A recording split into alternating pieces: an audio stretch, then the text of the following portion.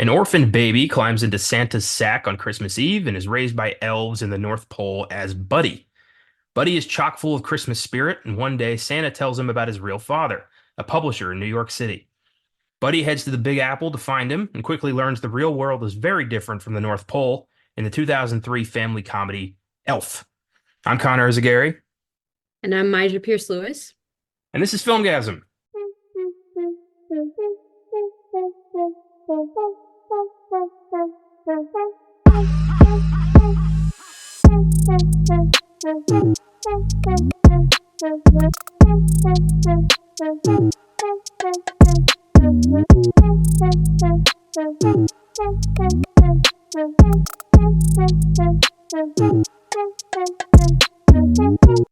Welcome to the Filmgazm podcast. Our anniversary spotlights continue with one of the biggest Christmas hits of all time, Elf. Elf is 20 years old this year, remains a Christmas staple for families around the world. Um, has this been like a continuous film for you? Like, have you watched this for years, or is this one you've recently discovered? Oh no, I watched it when it came out in theaters. I specifically remember being in the theaters as a little girl with my mom. And like that year and the year after, this was like on repeat. But since then, I really haven't been watching it every holiday. You know, sometimes they play like a Christmas story, like on a 24-hour loop on Christmas Day. I can't, it makes me dislike the movie, and I don't want to dislike this. So I preserve it for those special moments. Yeah, I get that. I Mhm. like this movie, but there is a certain amount of like I don't want to watch it too much because then it's gonna get watered down and I'm gonna resent it. Like I can feel that with Elf. Right. Plus at Christmas it's all over the place. Like this movie's been merchandised to hell. Yes. And I just like I saw a Buddy the Elf onesie at Marshall's the other day. Like with a matching Jody the like costume for a lady No. friend. Like it's ridiculous. Uh God. you want to make nonstop merchandise forever, make a Christmas movie. Yeah. But it Yeah. seems like I don't know, maybe I've been out of the loop, but it seems like maybe this year, the past few years, it's resurrected. You know what I mean? Like it kind of is going with the time, the generational times. And so it seems like this movie is like, I don't know, coming to the center of popularity again. Yeah. And then maybe it's like a 20-year difference thing. That's why. But I don't know. It's weird. Well, and like we watched this movie in '03 when we were what, 8 years old, and Yeah. now people our age are having kids and showing it to their kids, and so that there's definitely that generational adoration for this movie that's now being, passed on. So I can see that for sure. And I do like it. It's a cute movie. It's funny. I remember when I first saw this, I was not allowed to watch Will Ferrell movies at the time because he had like his big thing was old school, and I was not allowed to watch old school when I was 8. Um, The next year he did Anchorman, and then I was on board with the Will Ferrell bandwagon. yeah. But Elf I'd never seen the guy before. This was my introduction to Will Ferrell, Wow. and I liked it. I thought it was really funny, Mhm. and so did the rest of the world. This is one of the most successful Christmas movies ever made. Yeah. Yeah. Um, Rightfully. right, yeah, for sure. So my question to you, as Buddy says repeatedly in the movie, the best way to spread Christmas cheer is singing loud for all to hear. Whoa. So, what's your favorite Christmas song? I hate that question. Um, my favorite Christmas song? Oh, Last Christmas. That's my Okay. favorite one, actually. It's giving 80s vibes. It's giving like lonely, sad, depressed man lost his girl, but it's giving also a little maybe spiteful, a little vengeful. Cause like, oh, you was doing this with me this year, then next year I see you doing this with somebody else. Yes. Love me some Wham. Yes. Yeah, that's a good song. When it comes to Christmas songs, for me, I'm so tired of hearing the same like 12 songs just over and over again. Like, Yes. Kelly Clarkson's Last Christmas or like an Ariana Grande's take on Last Christmas. Like, could we start writing some new Christmas music? Is that too Right. much to ask? Apparently. Like, I don't want to hear Michael Bublé sing his take of Santa Buddy. Like, I Yeah. don't know. I don't care. I don't want to hear that. Give me something Yeah. new. If I hear Jingle Bell Rock one more time, I'm gonna put a bullet in my mouth. I know, yeah. Or that honestly, listen, the whole Mariah Carey thing, I'm really tired of it. And it starts earlier now. Like it seems like it starts in October now. And I'm just like, no. I Like am it's enjoying those memes where it's like, no, it's after Thanksgiving, it's time to like thaw out Mariah Carey yeah. for another year. I do. Those make me laugh, but yeah, I can't stand that song. Mhm. Uh, if I'm gonna go like traditional, I've always loved Silent Night. I don't Yeah. really know why. I think it's just it puts me in a calm mood. I just like I like that. Yeah. Um, I've never enjoyed the 12 Days of Christmas. I've always found that song obnoxious. Yeah. And also, that's not a solid relationship. I mean, it's a largely bird-based present cycle. I know. I, And I don't like birds, so that's not really that wouldn't land with me. So, I'm picturing like, like your guy giving you a partridge in a pear tree, and you're like, oh, great, a bird. And he's nervous because he knows how many more birds are coming. And you weren't that hot on the first bird. no. And I just cook them all for dinner at that point. Just roast them. Yeah, that's I've always liked this one doesn't get a lot of airplay, but it always makes me laugh. AC/DC did a Christmas song in 1991 called Mistress for Christmas. I don't. It's Oh, ridiculous. It's an AC/DC Christmas song and it's fun. I like uh, that one. now I need to listen to that. I didn't know that was a thing. Yeah, some rockers did some like Dropkick Murphys, an Irish Boston band I really like. They did a song called The Seasons Upon Us. It's entirely Mhm. about having to deal with their crazy ass family at Christmas and how much they just want to get the hell out of there. That's a great one. Wow. Christmas music is its own very profitable little area of the chart. Another thing, Yeah. like if you want to chart, write some Christmas music. You don't always Mhm. capitalize on Christmas. You got a month to just hammer that shit home. Mhm. And apparently it's easy because like we were saying, it's I don't know when the last time we've heard like fresh new Christmas music. It's always been covers, of the same stuff. Yeah. And sometimes bad covers, or sometimes there are very few artists that can actually like do another rendition. And it's like, oh wow, like you did a different take and it worked. Other people, it fails every single time. It's I like just play agree. the original. Like who did the new Grinch song for the 2018 animated Grinch? Tyler the Creator. Yeah. Oh, He did a cover of, You're a Mean One, Mr. Grinch for that yeah. movie, and it was god awful. It was so bad. That movie, like alone, is fucking horrendous. I didn't But even try to watch it. I watched it in like June, like years ago, because I was just going through my Netflix movies.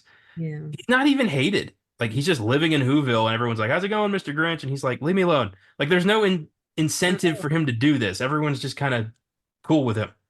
It was a very weird movie. interesting. Yeah. And speaking of which, I know they've made like a Grinch horror film. Yes, they And I did. was like watching someone break that down because I was like, I'm not gonna waste my time like an hour and a half, 2 hours watching the whole movie. And I Yeah. was just like, why? Who came up with this concept? That, so there's, I think, something about the Grinch partially entered the public domain, like not enough that they called it the Grinch. Like the movie's called The Mean One, and they can't Mhm. legally call it the Grinch. So it's murky Oh, waters. what do they So it's call a it in the movie? the movie's just called The Mean One, But like, what do the people call it? just The Mean One, like Oh, oh, that that's that thing, the green thing, like something like that. oh, yeah. Because I heard that Cindy Lou Who is like Sydney, you know who? Oh my God, That's her nickname. Like, God, it's so bad. that's so stupid. They did a Winnie the Pooh one too. Yeah. I heard that was quite. I heard these movies are horrendous, just absolutely terrible. But I gotta say, I do want to check them out. Well, it's kind of it's giving me Pastor Raptor. Is that what it is? It's giving those vibes. Oh, Velocipaster. Oh, that's yeah, yeah. That's really stupid. I couldn't believe that I was watching that. I was like, I fell asleep on it. I was like, this is dumb. I need to turn off. Well, a lot of like iconic uh children's characters are starting to enter public domain because these trademarks are running out. So like Winnie Mhm. the Pooh entered the public domain. So now people can do whatever they want with that character, and people want to make weird, fucked up horror movies out of them. And I say go for it. I think like Mickey Mouse is about to enter public domain. Oh, that's what I heard. Yeah. So there's probably gonna be some weird ass Mickey Mouse horror movie in the next few years. Oh God. All right. Anyway, back to Elf. Yeah.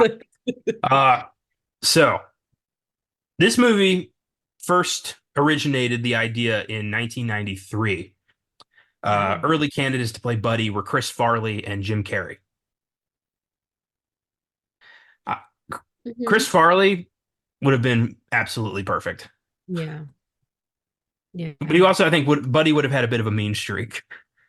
Oh, cocaine too, but it's just drugs up in there. Yeah. David Berenbaum initially wrote the script, and his screenplay underwent some uncredited rewrites a few times, ultimately ending up in the hands of Adam McKay and Will Ferrell, Hmm. which is the version we ended up getting. Hmm. Gary Shandling was offered the role of Walter Hobbs. He declined. They ended up going with James Caan, who had a bit of an issue keeping up with Will Ferrell's largely improvisational comedy stylings.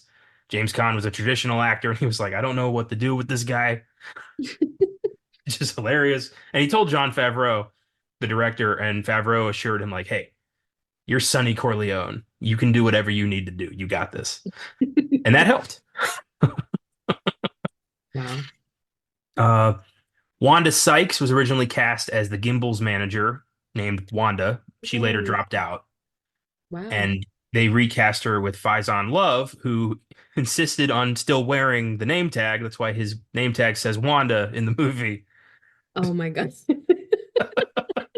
That's funny. I like that.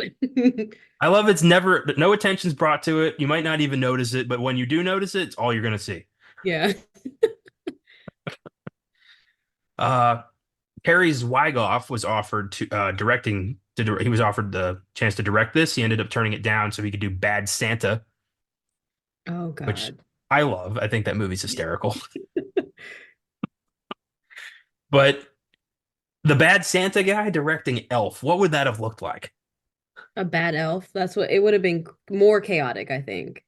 I think so. I don't know if it would have landed that PG rating. I think it No. would have been a darker movie.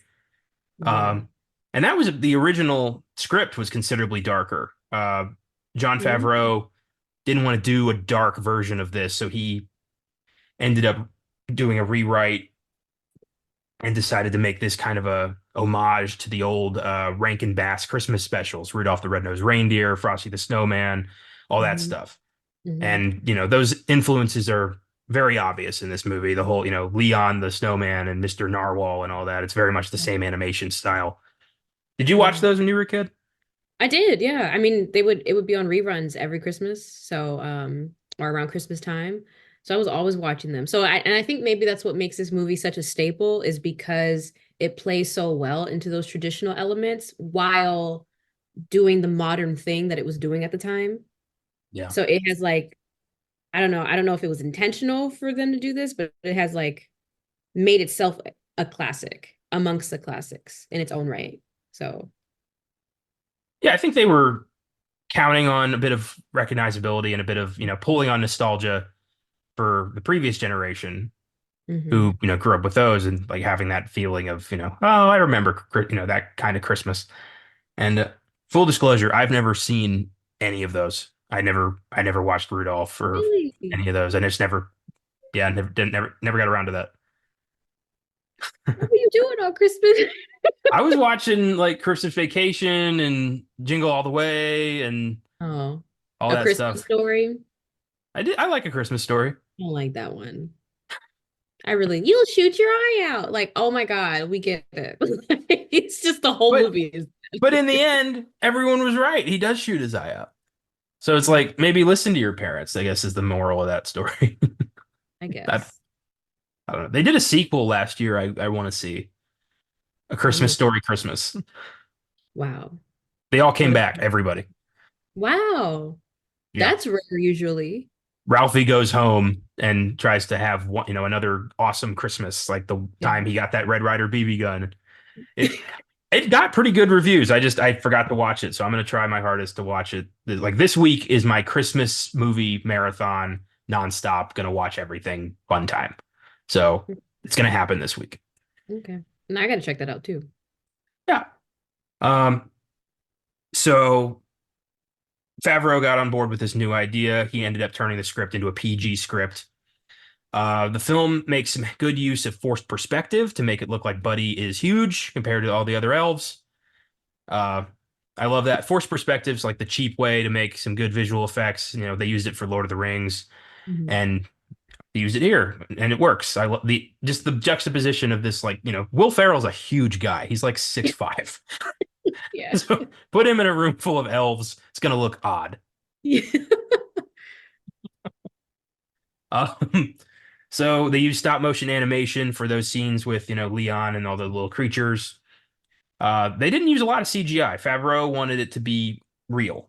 Hmm. And that, you can always tell. Like when they, put an emphasis on puppetry and real filmmaking versus just an overuse of CGI, real wins every time.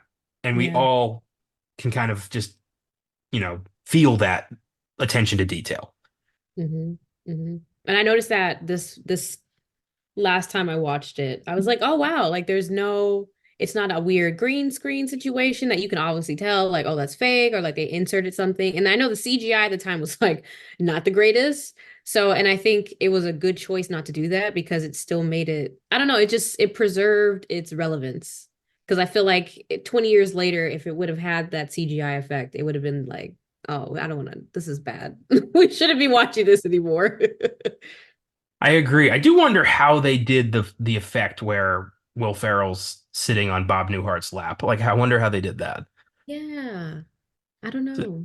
Unless Bob Newhart is way shorter than we all thought he was, I that had to be CGI. Oh my God. I'd love it if I met a celebrity and it turns out that it's just been forced perspective their whole career and they're like 2 feet tall and nobody knows that. I mean, most of them are very small, petite and Yeah. short. You ever So, seen like behind the scenes footage of Tom Cruise movies where he's like, kissing Nicole Kidman, but he's standing on a box? no, that's not real. That's real. He's like 5'6", 5'7". He's very insecure about his height. He has like lifts in his shoes. He has to be either like a little taller or even height with the leading lady. He can't be shorter than the leading actress. Oh wow. Isn't that like Yeah. Prince? Prince was shorter. Like five. I know Prince was Prince was, really short. yeah. Yeah, but he was a rock god. You can be a rock god and short. Like the guitar cancels out the height. Oh, Those are the that's rules. that's funny. Um, Will Ferrell said in interviews that he suffered ill effects after eating too much sugar for the film. He's eating everything we see him eat in the movie, including the spaghetti drenched in syrup and Pop-Tarts. Wow. I believe it actually. I believe that. He was just puking, like as soon as they yelled cut, he was vomiting into a bucket because that's gross. Yeah, to say the least. Yeah. Yeah. I hope he didn't chug the entire 2-liter bottle of Coke. I really hope he didn't do that. I was gonna say maybe not, but you can never put past anything with him. Like he does some crazy stuff. And I don't Yeah, know why, but like rewatching this, there were certain parts of it, of the movie, that put me in the mindset of his SNL skit he did, like Short Shorts for America. I don't know why, but there was just something about watching this, and I just kept seeing those scenes. I just couldn't unsee it. I don't know. Especially the remember that one. bathroom scenes, like where he was exposed or someone else was exposed. It put me in that mindset. Anyway. Yeah, he's the only SNL guy ever to get 2 volumes of a best of DVD. He had so much good content on that show. I loved when he would do Inside the Actors Studio and he would do that like that weird interview guy or like Harry Carey was always hilarious. Hmm. Yeah, he was great. Yeah. You ever see A Night at the Roxbury? No. The the Roxbury guys was one of his recurring sketches, where he was like him and Chris Kattan were the dudes at the nightclub, always like Oh bobbing their heads. yeah. Yeah, They yeah, got a movie yeah. in '98, and it was fucking awful. No, but that's probably why I didn't hear about the movie, and I You didn't can't recognize stretch it. that into a full movie. You just can't. Like, no one's gonna be that interested in two dipshits at a nightclub bobbing their heads for 2 hours. Yeah. Well, people were into Harold and Kumon, so They were three of those. like They got three. yeah. Apparently, they're making a fourth too. Oh my God. Oh yeah, those were huge successes. It's unfortunate. I kind of like those. There hasn't been an SNL movie since I think MacGruber. I think that was the last one. I mean, because listen, I was just on a rant about this a few days ago. SNL has not been funny for a long time. 15 years maybe. And so I'll give it to them, like Kate McKinnon, like the kind of newish recent people that just left. Like Kate McKinnon's okay. Not my personal cup of tea. A.D. Bryant's okay. Again, not my personal cup of tea, but like on the show, their synastry is like fine. But like in general, it's not, I don't laugh at those sketches. The cast now is just really bad, to be Yeah, honest. but SNL's had weak casts before, and they soldiered on. And then you got like you get a class unheard of, like Sandler, Farley, and Yeah. Hartman, and those guys. Like we're gonna get another one. But I agree with you. I haven't really watched SNL in a long time because I think it's It's gotten too focused on like social issues and stuff like that. Like I want it to be dumb again. Yeah. But even the dumb stuff is like it's like actually dumb. It's not even funny. You know? Yeah, Like yeah. it's not like Maya Rudolph doing something stupid or like Kristen Wiig at the Target lady. Oh, Like, I miss Target Lady. like that was dumb and meaningless and it was still funny. Like maybe I didn't laugh the whole time, but I laughed sometimes. Like there's some stuff that was enough. And this cat, I don't know, it's not doing it for me. I miss What's Up with That. That was my favorite sketch. Heated is wild. So damn. My favorite part was Jason Sudeikis in the tracksuit, just Yeah. vibing in the background. Yeah. Oh, that was good stuff.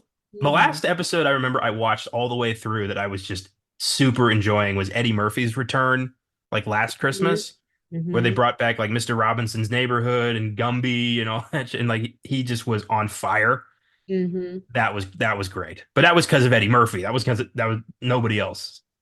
Right. And so that's the thing is like Yeah. it seems like the guests now, okay, we're getting off subject again, but like it seems like the guests the guests now are the ones really carrying it. So I think this past, and so I just kind of watch it because there's nothing really else to watch. Um, I think Kate McKinnon was back on, but then she brought Maya Rudolph and Kristen Wiig back. And so some of the skits that they did, I was like, see, this is doable. But it's only because they're present. When they're not, it's a tank for me. I don't know. Anyway. There was a sketch a couple of weeks ago. I think Emma Stone was hosting, and Mm, they were not a fan. no, I didn't like that. I like the one sketch was like a fake game show where the host was just trying to offload a tortoise he didn't want. Yeah. That sketch made me laugh. Really? Oh God. It was just like, all right, what's going on with this tortoise? Well, I Anyway. mean, if they don't, yeah, I think they're doing okay, but not as well as they have in the past, and they got to figure something out. Yeah. You can't be just reliant on the guest host every week. The cast has to be able to do it themselves. Right. Right. Um, yeah, I agree. Will Ferrell was part of the best cast the show ever had. hmm And I guess I Um, mentioned this SNL stuff because like he has this goofy kind of crazy way about him where he just does some wild stuff. And like you said, like he will do the thing himself. He will do the stunts.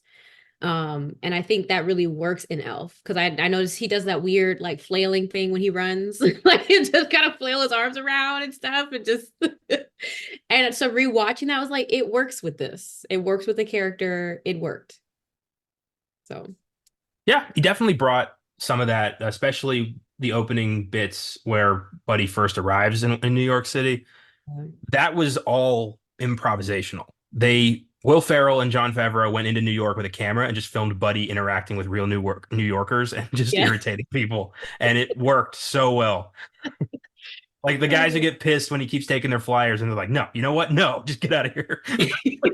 It's perfect. Oh my God. Um, one of the most popular scenes in the movie is where Buddy screams, Santa when the manager tells him Santa's coming to town, and that was improvised as well. Farrell just Okay. decided to do that. Hey, it worked out. Yeah, it was his absolute fervor over possibly seeing Santa, who he literally just talked to like a few days ago. It's- I yeah, it was perfect, and everyone's just kind of like not sure what to do about this guy. Everyone just kind of rolls with it in the movie. I think that's my favorite thing about Elf is that nobody really questions a lot of Buddy. They're just kind of like, oh, he's probably mentally ill, so we'll just go with it. But even when they Yeah. meet Santa Claus, nobody has any questions or anything. Yeah, that's right. They only get upset when he just is persistently irritating to them.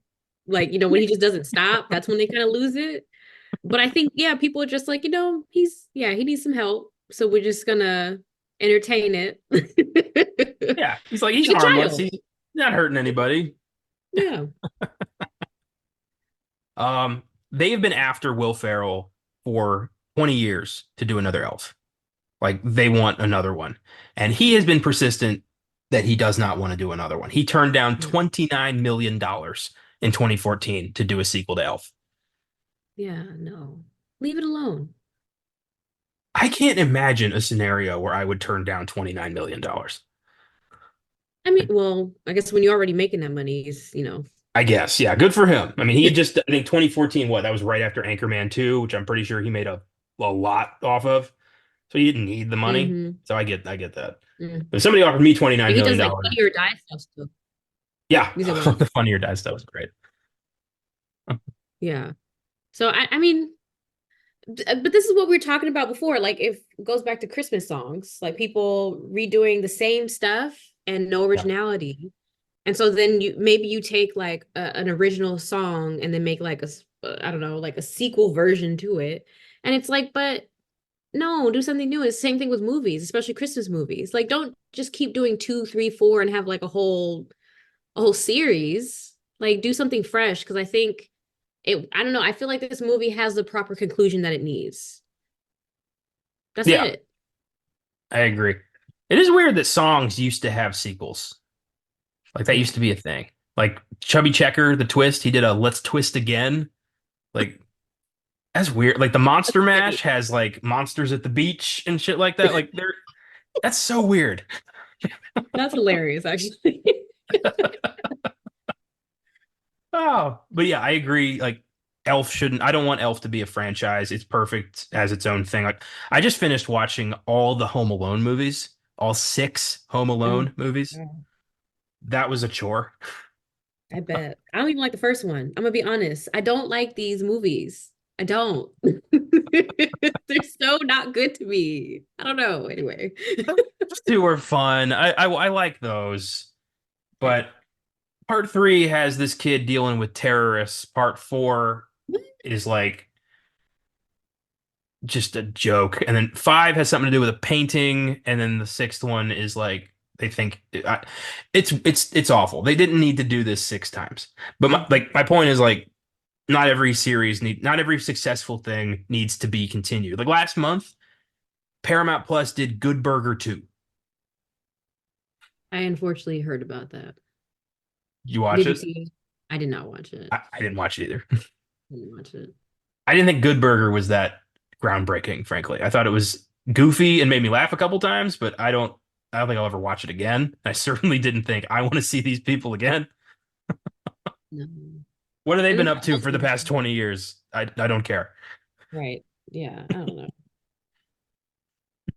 Mm-mm. Well, until Will Ferrell runs out of money, we will not be getting an Elf 2. Elf was a huge hit. It grossed 225 million on a budget of 33 million for Wow. 2003. That's pretty amazing. Yeah. It's since become one of the most iconic and beloved Christmas movies of all time. It has an IMDb score of 7.1, Rotten Tomatoes score of 86%, audience score of 79%. Critics' consensus reads, a movie full of Yuletide cheer. Elf is a spirited, good-natured family comedy, and it benefits greatly from Will Ferrell's funny and charming performance as one of Santa's biggest helpers. I agree. Mhm.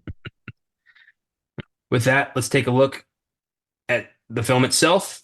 We got four categories here. We've got best scene, best performance, best music moment, and best line. Where would you like to start? Let's do lines. Okay. There are a couple. All right. What do you got? Um, I like when I guess he was talking to the mall Santa and he was so adamant that he wasn't the real Santa. And he was like, you stink. You smell like beef and cheese. Like you don't smell like Santa. And I just find it funny because the whole beef and cheese combination, it can actually smell really good or like really nasty and musty. You know what I mean? No shade to the East Coasters, but like that, what is it called? Spackle. What's that crap called? You know what I'm talking Oh, about. oh, Scrapple. Maybe. Listen, Yeah. they can have that. Like that. So when he said that, that's what I thought. And I was like, oh, that's nasty. I can't imagine a scenario where you smell like beef and cheese is a compliment. I know. Maybe to some people they like burgers. I don't know. I do love that, you sit on a throne of lies. Like that whole bit is so hysterical. He's so offended that anybody would claim to be Santa. Hmm. Yeah, that's I like one love of the my guy favorite. immediately is hostile. He's like, "Hey, take a hike." Like Yeah. there's a kid on his lap, and he's immediately like, "I will beat your face in." It's Yep. Yeah, I love yeah, that. that's a solid scene. Great line. Hmm. Um, one that always makes me chuckle. I don't know why. It's not even that funny. It's just a moment. It's when Buddy's on his way out of the North Pole. He's like riding the glacier to New York City, I guess. And Mr. Narwhal comes out of the ocean and he just goes, "Bye, buddy. Hope you find your dad." Oh my God. I don't that always makes me laugh. Just like all these little woodland creatures, like they know what Buddy's going through and they want to make sure he knows that they care. Yeah. Yeah. I feel like most of Will Ferrell's movies have a line like that. Like it's just some random person in the back, or maybe like not the main character who just like has to echo something like that. It's just, but it's I don't know, it adds to the stupidity of it all. Yeah, I love just, comedy for the sake of comedy. Like somebody somewhere thought this might be funny and they gave it a shot. I Hmm. love that. Yeah, and Hmm. Farrell's movies are loaded with let's try this. Hmm. And you can tell. Like, very much so. Like one of my favorites is from Step Brothers Yes. when that's my Brothers. favorite Will Ferrell movie by a lot. Step Brothers. But the scene at the end where their dad is giving his whole like I wanted when I was a kid I wanted to be a dinosaur speech. Like that was made up on the cuff because the director pulled Richard Jenkins aside and said, "Hey, I want you to tell them that when you were a kid you wanted to be a dinosaur and then just go from there." Wow. So he's like, "No, I lost it, but I don't want you to lose it." Like the whole thing was just completely out of nowhere, and Will Ferrell and John C. Riley are really like, What? How is that a skill?" Like they're really questioning that. Wow. Some people just, they know what's funny, and you just got to trust them. Yeah. What's another line you like? Okay, so when Buddy was about to embark to New York City and Santa was kind of giving him some pointers and he's telling him like when you see a sign that says peep show, that doesn't mean that you're looking at the presents or Christmas. Like, I like that one. Totally flew over my head as a child, obviously, but as an adult, I was like, wow, that's wow. Yeah, I love how street savvy the Santa Claus is, and he's just like, this is how you operate in New York City. Like Yeah. that's great. Um, One that always makes me laugh is after Buddy has like done the Winter Wonderland thing in Gimbals, and the boss comes up to them and he's like, "Look, someone's gunning for my job. This is You're like right. we all got to stick together here." And he just casually says to Zoe Deschanel, "6-inch ribbon curls, honey." And she starts to talk back, and he just goes, "6 inches," and Yeah. then walks away. Yeah. I like that one too. Mm-mm-mm. Yeah. The whole cast is fantastic. Mhm. I think one last Yeah. one. This is when I guess Buddy was with like his dad during like a meeting, and it was with what's dude's name? Peter Dinklage. I don't know his character's name, but like the Oh, little businessman, right? Um, and then he kept calling him an elf, and he was like, "What's up?" And then he's running at him. He said, "Oh, he's an angry elf." Like, I love that. I love he's like, I get more action in a week than you get. And you're like, he's just like trying to like overcompensate. That's really funny. Um, I've got two more just random lines that had me laughing when Buddy picks up his brother Michael, I believe it was, uh I think so. Yes. yeah, from school, and like he's telling him about his day. He just goes, "Good news, I saw a dog today."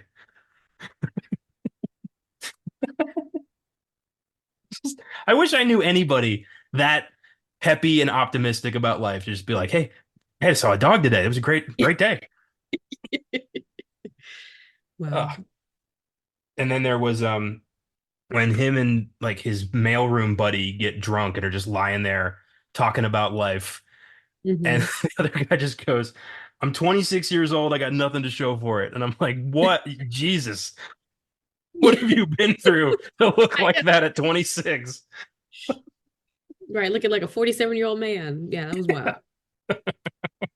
Yeah, Mhm. good stuff. Good stuff.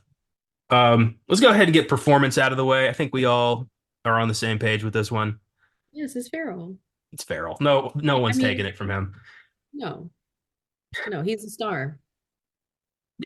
And he plays Buddy with his infectious lust for life that is so charming. Yeah. And he gets everybody he meets is like just happier for having encountered him. And Hmm. that's a nice kind of character. I love characters like that who just, you know, just enjoy the ride. Right, right. And they all tend to like overlook maybe the ignorance that he has. Yeah. You know what I mean? So there's a lot of things that goes over his head, and he may say some stuff that's just like that's in a, like don't do that. Don't say that. Stop altogether. Um I don't know, but people just kind of give in, I guess, because he doesn't mean it in a malicious way. And like you were saying, like he's just so good natured that even the stupid stuff he does that is kind of disruptive, people kind of melt a little bit with it and they kind of go with it. And they end up thinking, like, oh, well, that is kind of stupid. Or maybe I can look at this thing a different way. So, I yeah. think there's also some desire on the people he encounters to not want to be the person who breaks the bubble, who like Yeah. shows Buddy how the world really works and like kind of takes that away from him because Hmm. that would hurt. Hmm. And I think everyone kind of realizes like let's just let the elf man be an elf man. What harm's gonna happen from that? Yeah. Yeah. It's kind of weird. It's like he embodies like that childhood kind of like fantasy and wonder, especially around Christmas time. Like he is the embodiment of that. And so you kind of see people interacting with it in their own ways that they're interacting with like that little kid in themselves, Yeah. almost. It's like some people push it away, some people embrace it, some people have hidden it, but since he's popped up, they're like, oh, yeah, that's what I've always felt. And maybe I should do that more and be open about it. So it's really interesting how he kind of humanizes that that feeling. Yeah. Yeah. He reminds people that, life doesn't have to suck. Hmm. You can choose to be happy. Hmm. And that's a big lesson. There are moments where I just kind of let, the shit I'm going through just like consume me and just have like, be down in the dumps. But, I watch a movie like this and suddenly I'm like, you know what? I'm going to be happy today. Yeah. And that helps people. I like that. Yeah. And then you go outside and you see a dog and it was a good day. Yeah, exactly.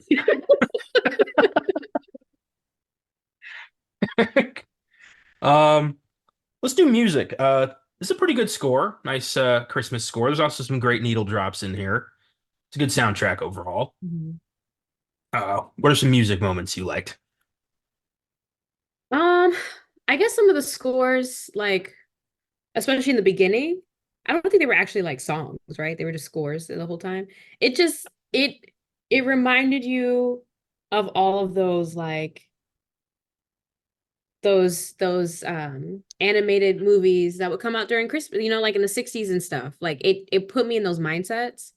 So I could like place myself throughout the duration of this movie, especially in the beginning when we were being set up for the story and you hear those scores. It was like being set up for those other movies, like for Rudolph and stuff, or like what's the snowman's name? Oh my God, what's the Frosty? Oh my God. I was thinking something completely different. Like all those movies, I just think of the scores that we encounter when you are starting the film and kind of going throughout like their heroic journey, because it's basically what it is. So I would say the opening scores are my favorite, and kind of like the I don't know, a cappella renditions of some classic Christmas songs, like Zoe Deschanel sang. I think those are my favorite musical moments. Yeah, for sure. It's very Christmas score. Mm-hmm. Um, the score's done by John Debney, who did a lot of interesting stuff. Some of his notable scores include Hocus Pocus. Yeah, love that movie. Liar Liar, I Know What You Did Last Summer, Inspector Interesting. Gadget. Oh, I like Inspector Gadget. Everyone hates Inspector Gadget. I've always liked that movie. why? I don't It's know. good. I mean, it's stupid, but it's good. Like, Yeah, what's the it's, point? it's not winning any Oscars, and I'm not gonna like, like demand the Criterion Collection admit it, but I will watch it and I will have Yeah, fun. yeah. The Emperor's New Groove, that was him. Spy Mm. Kids, Jimmy Neutron, The Scorpion King, like Bruce Almighty, The All the Passion good of the ones. Christ, weirdly. Oh, okay. Yeah, that's a I took big a time. difference. Yeah, he's worked with some cool people. He's had a really interesting career. Uh, cool. I don't have it. After talking about the guy, I just want to say like none of his music made it into my list. But yeah. I really like Pennies from Heaven by Louis Prima when Buddy goes to New York and starts looking around and interacting with people and laughing when he gets his shoes shined and congratulating that one place on the world's best cup of coffee. Yeah. It's just a great song about, just that song's largely about, just love and life, kind of, just a lust for life. And it really works for Buddy being at the moment, clearly the happiest person in New York City. Yeah. And Yeah. just, I love the random moments where he gets hit by a taxi and just moves on. He just stands up like, oh, it's fine. And that Nobody's happens throughout the yelling at movie. him. Like, crazy. Yeah. And I love Zoe Deschanel's rendition of Santa Claus is Coming to Town at the end that gets everyone's Christmas spirit supercharged so Santa can do what he's got to do. I love that scene. Mhm. That takes balls to just go up, get up in front of a crowd and get a song going. Yeah. And then at one point it died down because everyone was like, oh, Santa's not coming. And then it went back up. So, Ultimately, like, James Caan's just not doing it, and his kid's like, "Are you kidding me? After all this, you're still like, come on, dude, sing. right. You just chatted with Santa Claus." Right. Saw the sleigh and everything. All right, with that, let's talk scene. What are some of your favorite scenes from Elf? Scenes. I have a lot of scenes, I think. I think one of my favorite ones though is when he's when Buddy finally finds his dad and then he goes to the office and she's like, "Oh, it's like a little Christmas gram." And then he goes and then Will Ferrell goes into the room and he's like, "Dad." But you could see all like the coworkers and stuff, the employees in the back looking like, "Oh my God, what's gonna happen?" And he's like, "You're my dad." And he's like, "What the hell is this?" It's like, this is weird. It needs to end now. I think that's one of my favorite scenes. I love the like the song like I'm here with my dad and we've never met and just like and I love James Caan's reaction was like, "Huh, that was weird," and then just kind of goes back to work. Like usually they just put my name in I guess Jingle it's the Bells New or York something. way. Yeah. Yeah. That was good. I What about I do you? love the secretary's like initial, like she's so excited for Buddy. He's like, "Where are you from?" He's like, "The North Pole." She's like, "The North Pole." Like she's talking to somebody who's, a few fries short of a Happy Meal. Right. It's a little condescending, but he doesn't catch on to it. Uh, I always laugh when Buddy's testing the Jack in the Box at the workshop because he's been put like he can't keep up with the etch a sketches, so he's put into toy testing. He always, he always just like jumps when the thing comes out of the box. That's funny. Mhm. Also, that was done. John Favreau had a remote that would just make the thing jump out whenever he wanted. So Will Ferrell's reactions were genuine. Oh, so I can get why he was pissed off at the end. Gotta be like, you know what? I'm I done with this. Wow. don't know if you knew this, but fun, cool movie connection here. The like head elf who tells him, like you're getting behind on the etch a sketches. That's Ralphie from A Christmas Story. Oh, okay. Yay. That's more for the audience and less for Here you you. go. Okay. And yay, audience. Oh, I love Walter finally standing up to his boss and choosing his kids. That's always a great scene. Yeah. And Michael Lerner, who plays the boss, always plays such a great asshole. He's always just he has a great yell. Yeah. Who schedules a freaking board meeting on Christmas Eve? What a dick. Yeah, that was a good one. I think another one is why can't I think of it? Where Santa like his sleigh crash and they're trying to get it together. But because of that, the news frenzy has caused like the Central Park Rangers Yeah. to come. Because I don't know why I vaguely remembered that when I was a kid and then watching it, like it kind of came back and I was just like, why did they make them seem so evil? Like it's just like really funny that they become like the villains all of a sudden near the end of it. I love the casual mention from like the news that like their actions at a Simon and Garfunkel concert in the 70s are still under investigation. Like Yeah. what happened? Yeah. Uh yeah, that's great. The whole thing with the Central Park Rangers are great. I think there's like four of them to make them look like the Horsemen of the Apocalypse or something. They're just scary. Very ominous. They're like on that dark cliff. Yeah. Uh, I love like during that Santa scene when Walter finally tells Buddy like, I don't want you to go. You're my son and I love you. Like he finally opens up and Buddy hugs him and then like pats his back like, come on, hug back. Yeah. Yeah, it's a sweet movie. It's nice. Mhm. That's all I've got. You got anything else you want to spotlight? Um, hmm. I don't know. I think the scene, I think it's memorable for everyone, and people have tried to recreate it for whatever reason. But just like when he's like, I made you breakfast and I made you lunch, and it's the same thing. Like it's the spaghetti with the syrup on it. And so I think people over the years have tried to recreate their own like buddy spaghetti. Why they do that, I don't know. And they'll put like M&Ms on it and a whole bunch of other stuff like on these plain noodles with some syrup or like chocolate sauce. And I'm like, come on, let's not. Okay. So I used to work at the Alamo Draft House movie theater in San Antonio. And at Yeah. Christmas, they had an elf movie party, and I had to help serve that. And before the movie, they had a spaghetti eating contest, but it was spaghetti covered in syrup. And Ew. yeah, uh, some people were able to hold that down, but not everybody. Mm. I think the person who won got like a free ticket or something. And then died from a diabetic. Like like, Well, I it's hope so if you're diabetic, you don't go up and do a syrup drenched spaghetti eating contest. That's on listen, you. lactose intolerant people will still eat cheese. True, but that's on them. If they're gonna I, they're responsible for that decision.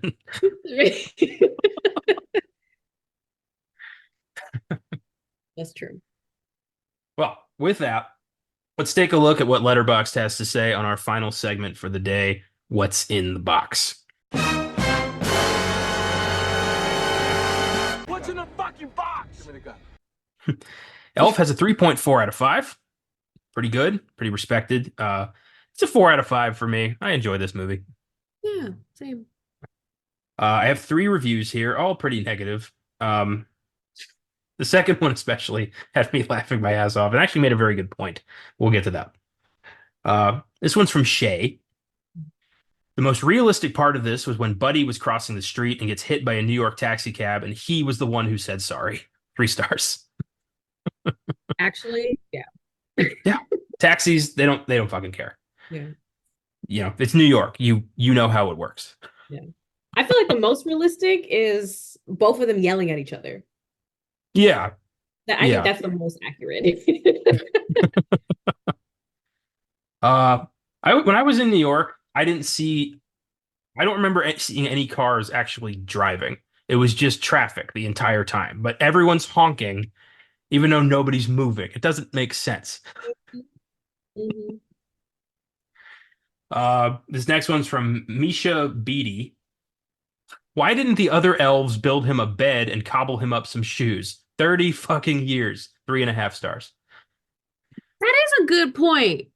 This whole time they watch this man suffer, knowing that he's a human being the entire time, and are like, you know what? Can't make your shoes. Like what? Like, can That you is kind imagine how bad Buddy's scoliosis must be from sleeping on a bed the size of his leg? oh no, not scoliosis. His I didn't spine's even all think fucked. about He hasn't had a that. good night's sleep his entire life. Yeah, that's why he's so clingy. It's Yeah. unfortunate. But they could have, Yeah. there's what, 100 elves at Santa's workshop could make a million etch-a-sketches in 3 days. They couldn't take 48 seconds and make this guy a bed. Right. Wait, so I have a question now, because this brings up another point. Yeah. So the elves are small, Yes. right? They're making toys for kids who I assume are not elf size, right? Because elves are smaller than children, no? Kind of got the vibe they were relatively the same size. Okay. Yeah, like, oh, they are? Because I feel like, I don't know. I just feel like if elves are supposed to be smaller than the average child or human, period, Yeah. human being, I don't get why they're making the toys their size. Like, should the toys be a little bigger? You know what I mean? Like Mm. for the kids. And then Santa seems to be like normal human size. You know? Yeah. I don't know. I'm just you see where I'm going with this? I feel like there's some mix up with the sizing there, but Yeah, the elves are yeah, the ratio there doesn't match. It's yeah, weird. And Santa, Santa's aware that Buddy's a human. He's known the whole time. So why not just give him, another human job, you know, right. like mechanic, like he was gonna, like maybe just, go in that direction and stop acting like this guy can make toys. Yeah. I don't know, some weird little inconsistencies, but Yeah. we move. Uh, and this last one, I don't think this is fair, and I think this person has some problems with particularly Christmas. This is from CX Pacino. Well, Will Ferrell makes me hate Christmas. Half a star. Aw, that's a shame. Who hurt you? yeah, clearly Will Ferrell did to some degree. Clearly. I wonder what happened there. Yeah, I don't know. ridiculous. Yeah, most of the letterbox reviews were pretty positive. There was only a few people who were just, just hate joy, hate smiling. There's always going to be some of those people. Little Grinches. Yeah, yeah. But overall, people love this movie. I mean, it wouldn't be playing in movie parties to this day or have, onesies at the store or, elf themed beer pong tables and shit like that. Like it's everywhere. Beer pong Um, table. Jeez. yeah.